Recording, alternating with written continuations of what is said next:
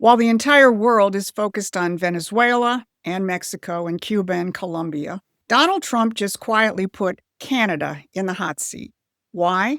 Because the operation in Caracas isn't just about Maduro. It's an opening salvo against the British Empire. Here's what the president said. So we have to do something because we lost. The real number is 300,000 people, in my opinion. You know, they like to say 100,000. 100,000 is a lot of people, but the real number is 300,000 people. And we lost it to drugs, and they come in through the southern border, mostly the southern border. Plenty come in through Canada, too, by the way, in case you don't know. But you're not supposed to notice that. The headlines covering that same press conference are focused on the usual targets, like this one in the New York Post. But while the empire's American propaganda arms want you focused on those usual suspects, by Sunday, the Canadians had figured out what I just told you. The editorial board of the Toronto Globe and Mail announced in their Sunday editorial that Venezuela's fate is a warning to Canada. Meanwhile, the rest of the narrative is being played out by the press, like the New York Times, which says that this is another regime change operation out of the Bush playbook and that it's going to split the MAGA movement. And of course, the New York Times' favorite new political figure, Marjorie Taylor Greene, played her part in feeding into the MAGA split narrative. Meanwhile, the Democratic Party is playing its assigned role in the narrative, shrieking about Trump's actions, and some are already calling for his impeachment. But here's where it gets interesting. Some of Trump's opponents, like the former head of Britain's MI6 and walrus man John Bolton, immediately recognized that what the U.S. did in Venezuela was not a regime change operation. They're actually onto something. It isn't regime change. It's a surgical strike against the British Empire's irregular warfare, and a key component of that, which we have long called Dope Inc., the nexus of narcotics trafficking, terrorism, and the City of London's centered banking system. And today we're going to break that down. I'm Susan Kokinda. I've been tracking this since the 1970s, watching how the offshore banking operation was set up to sidestep regulation, sovereignty, and law enforcement. And I'm here to tell you that for the first time, someone is taking that on, and it's Donald Trump. So if this sounds like your kind of fight, please hit those like, share, and subscribe buttons so we can reach more people. Here's what we're going to cover today. First, it's not regime change, and the empire knows it. Second, how the empire's operations of dirty money is now in the crosshair, and the Russians know it, and how Trump is deploying to defeat all of these imperial operations. So let's clear up the biggest misconception right now. Many former MAGA allies, Candace Owens, Marjorie Taylor Greene, are screaming that this is neocon regime change 2.0. They're just looking at the surface or outright lying. But listen to Secretary of State Marco Rubio. He told us exactly what this is. I want to start with this big picture question. Is the United States now at war with Venezuela? There's not a war. I mean, we are at war against drug trafficking organizations. It's not a war against Venezuela. You cannot continue to have the largest oil reserves, in the world under the control of adversaries of the United States, not benefiting the people of Venezuela and stolen by a handful of oligarchs around the world, including inside of Venezuela, but not benefiting the people of that country. Did you catch that? He didn't blame socialism. He didn't blame communism. He blamed oligarchs and drug trafficking organizations. Now, that takes us back to Trump and his targeting of Canada, which no one seems to want to talk about.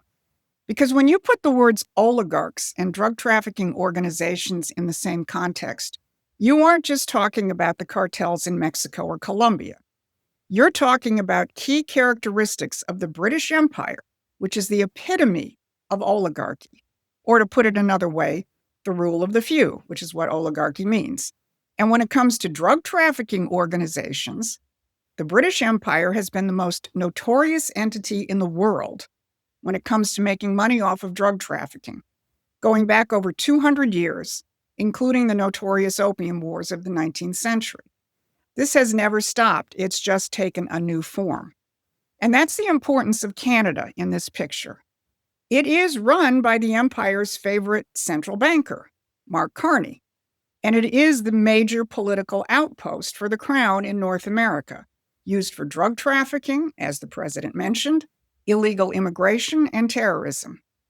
Unlike, say, someone like Mexican President Claudia Sheinbaum, whom Trump accurately characterized as terrified of the cartels, Carney has actually facilitated the financing arm of the cartels in his former role as the head of the Bank of England. While no one else is picking up on the Canada angle, some interesting folks who are not exactly Trump supporters are picking up on another aspect of this, on the fact that what the U.S. did in Venezuela is not regime change. Let's start with the former head of MI6, Sir John Soros. He isn't clutching his pearls about democracy. He recognizes this for what it is. What Trump did is a demonstration of raw power that bypasses the empire's rules-based order. Well, first of all, I think I'd be cautious about using the phrase regime change. The Americans have abducted the leader of Venezuela, Maduro, and taken him to the US to stand trial. But they are now already dealing with the regime.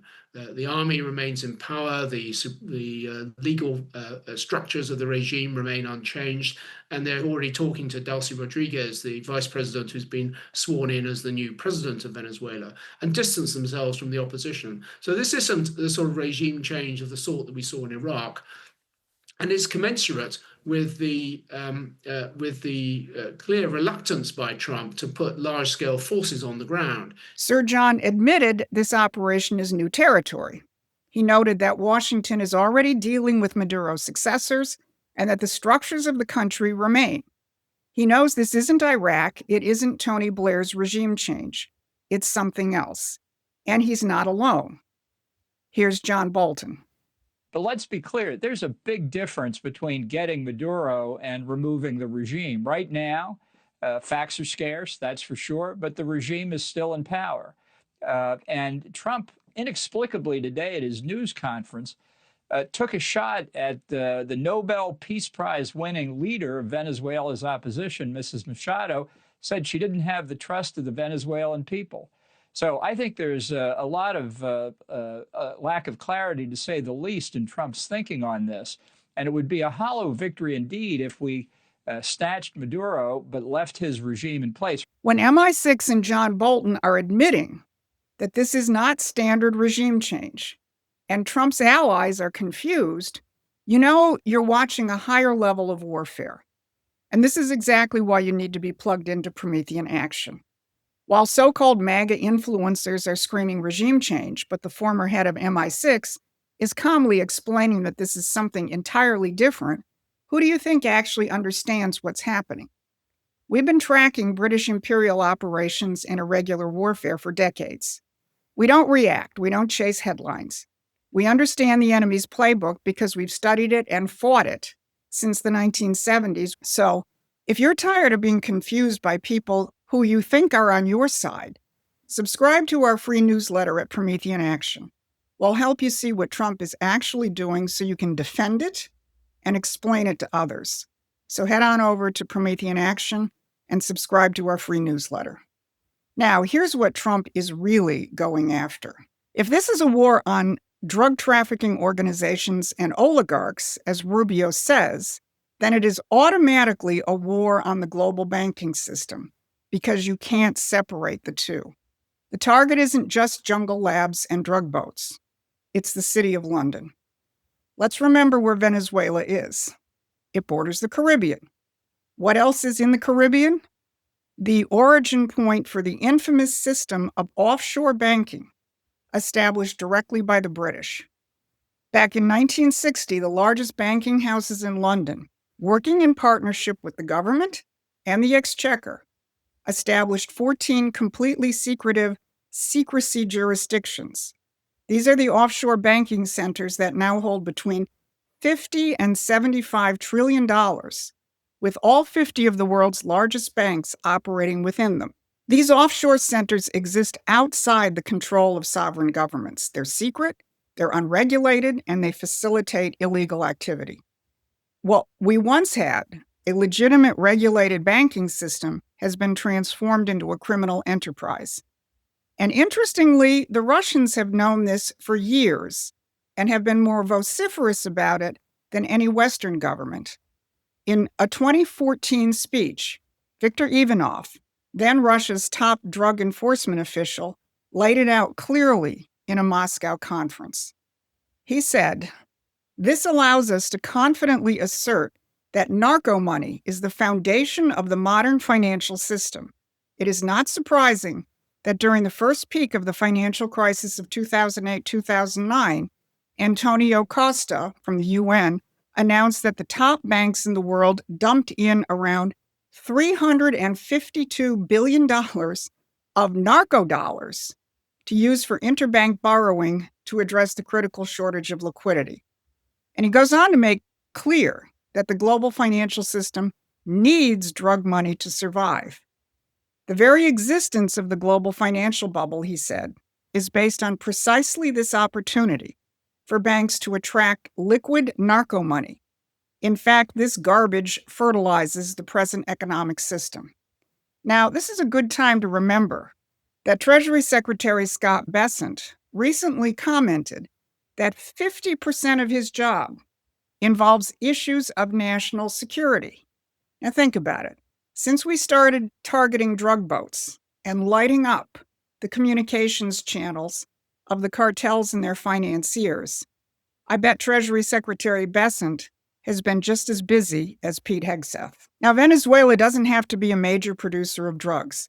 It's the facilitator for the spider web of narcotics, illegal immigration, and terrorism. And it's well known that Hamas, Hezbollah, and the Iranian Revolutionary Guard operate out of Venezuela. So think about the implications. Trump's moves on Venezuela hits at this nexus, and it effectively attacks the liquidity of the offshore banking system established by the British in the 1960s. He's cutting off the flow of fertilizer to the globalist oligarchs. And this brings us to the real issue, which is the fact that we are fighting not regular warfare, but irregular warfare. For decades, the British Empire and globalist banks have waged war on us using non-state actors, NGOs, terrorists, cartels, all of which are protected by their rules-based international order. A couple of my friends discussed this when they summed up their discussion on Venezuela. Here's what Crypto Rich and Tom Luongo said. So here's Trump coming along, breaking the rules, which he has to do in order to defeat the international banking cartel, which is spawned out of the city of London. Well, you can't play by their rules when their rules-based order is all based on It favors them. and it favors them. They set the game board up. And if you want to beat somebody, you can't play the game by their rules. It's basic Sun Tzu. Never fight on ground prepared by your enemy. Tom's right. You can't defend your nation if you play by their rules. And the new national security strategy, which Rubio brought up in the above interview, says so. Just a reminder, here's what the national security strategy says about the elite's rules. They lashed American policy to a network of international institutions, some of which were driven by outright anti-Americanism and many by a transnationalism that explicitly seeks to dissolve individual state sovereignty.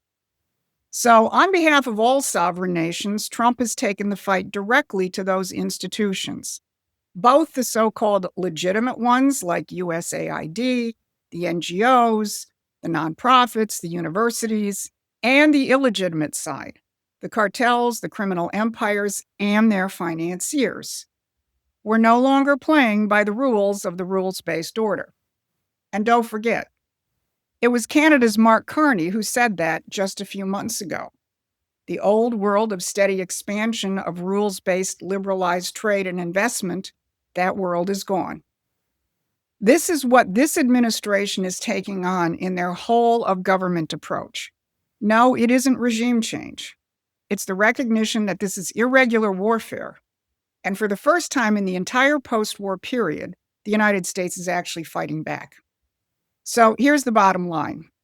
While the talking heads and influencers are screaming about regime change and splitting MAGA, Donald Trump just declared war on the financial backbone of the British Empire. He's targeting the offshore banking system that has funded terrorism, cartels, and the destruction of sovereign nations for over 50 years. And he's just targeted Canada for good measure. The most ironic part? The enemy understands what Trump is doing better than many of his supposed allies. Sir John Sawers and John Bolton see it. And one of the other superpowers, Russia, has been warning about this for decades. But too many in the MAGA movement are stuck arguing about whether this is another neocon regime change, instead of recognizing that Trump has just launched the biggest offensive against the City of London since maybe the American Revolution. This is why we exist. Promethean Action has been in this fight since the 1970s. We've exposed the offshore banking apparatus. We've been warning about British irregular warfare when everyone else thought we were crazy. Now Trump is doing what we've been advocating for decades. And we're here to make sure that you understand it so that you can defend it and amplify it. Go over to the Promethean Action website and subscribe to our free newsletter, become a paying member, support us financially, and check out our resources. This has been your Monday Brief. Thanks for watching. Please take a moment and subscribe to our free newsletter at prometheanaction.com.